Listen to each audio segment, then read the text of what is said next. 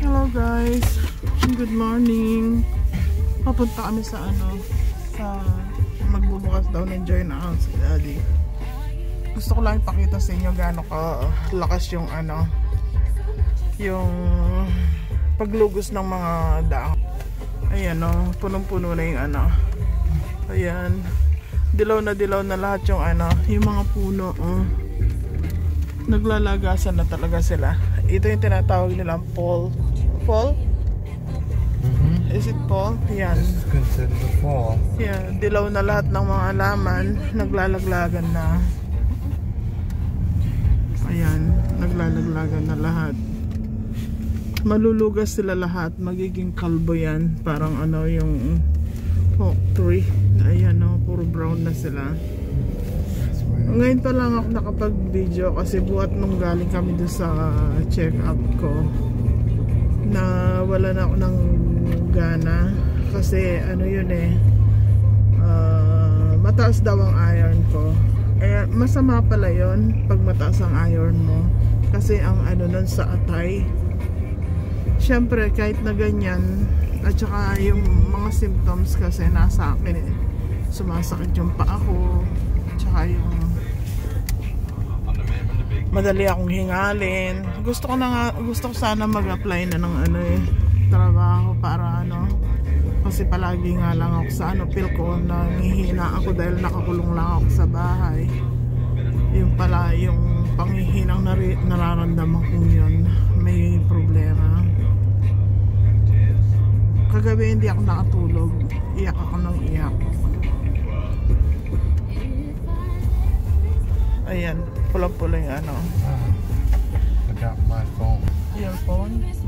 Yeah. You want to take it? Yeah. Okay. I'm not going back. Yan nalulungkot ako dahil magangayot ako. Kasi yun nga na mataas daw ang ko. Kasi pala yun, yung parang yung pwede kang magka-liver cancer, ganon. At saka yung fatty liver, sana hindi na lang ganon.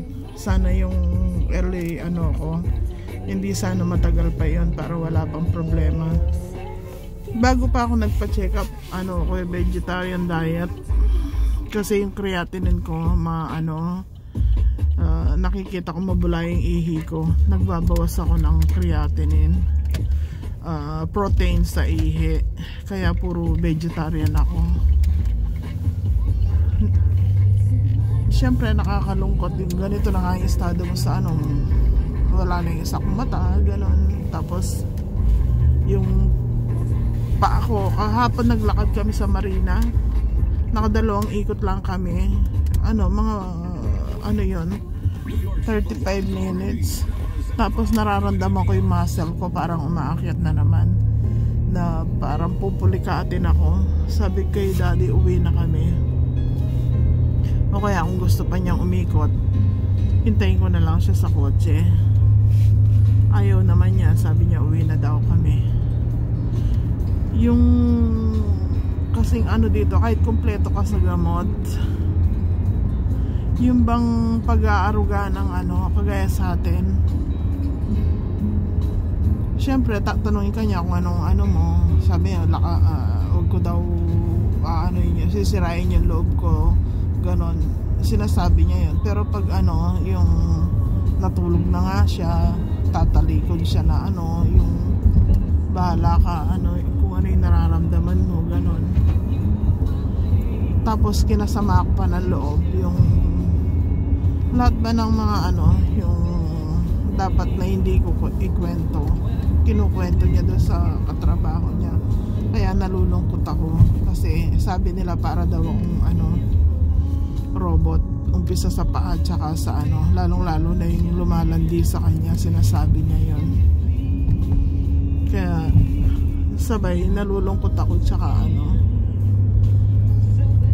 eto, pupunta kami sa bangko, mag-open account daw siya, yung joint account. Kasi kailangan namin yung papel sa pag-a-adjust ko ng status. siguro pag nakapag-adjust ako ng status, ang gagawin ko, uwi muna ako para makapagpahinga, kasi dito masyado akong na ano masyado akong na yung wala akong katahimikan, wala akong kapanatagan, kasi sa bahay nila umpisa pa lang yung ando na yung nervyos ko, natatakot ako dahil yung ang abo ng lola niya nandun pa, namatay na yung mga magulang niya, tapos yung kapatid niya harap namin ng kwarto, namatay na rin, nagninervyos ako. Tapos yung konsumi ko pa sa kanya, at saka yung ano sa pagkain, yung mga pagkain dito, kung sasabay ka sa kanila mamamatay ka talaga, kasi puro manok, baboy, at saka ano, masarap nga ang sinasabi pero nakakamatay naman para sa atin. Hindi tayo, yung katawan natin hindi sanay sa ganon. Yun nga, nag-take ako ng ano, ng tsaka ang ano yata, ang unang problema doon yung na-hospital ako, sinaksakan ako ng ano, ng iron na 3. Baka doon tumaas yung iron ko. Pero anemic naman ako. Mababa yung dugo kong pula. Kaya napakahirap kung paano ano. Ang gamot pala dun sa ano, kailangan pag mataas ang iron mo, mag-blood donors ka. Yun ang therapy doon. Eh kung mababa naman ang hemoglobin mo, paano ka mag-blood donors?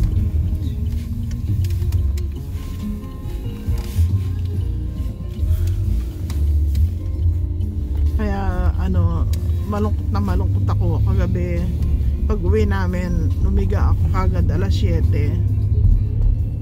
Nakatulog naman ako, pero nalingat akong alas 12. Siguro natulog ako yung ano na lang, yung iglip na lang, bandang alas 3, alas 4, ganon. Kaya ano, yung nakakawalang gana ba, kasi at saka nararamdaman ko nangihina ako gusto kong kumilos, madali ako mapagod. Ano ba tong nangyari sa akin? Pagdating ko dito, ang dami kong naramdaman. Kung kailan na kumpleto yung mga gamot ko. So, yun na muna. Siguro lalagyan ko ng part 2 to pag ano, malapit na yata kami. Papunta na kami sa ano. Where we go, Chase? I'm gonna go to Teachers Federal Credit Union. Ha? Teachers Federal Credit Union. Okay. O yun na muna. Maraming salamat sa panonood. I love you all. At si ano, hello pala kay ano, Bilab Saya. Some people walking around the track after school curriculum. Bilab Saya. Maraming salamat sa ano, minsan pagbisita mo sa ano ko, channel ko. Ingat kabayan. I love you mga anak. I love you mga apo. I love you lahat. Miss ko na kayo lahat. God bless everyone.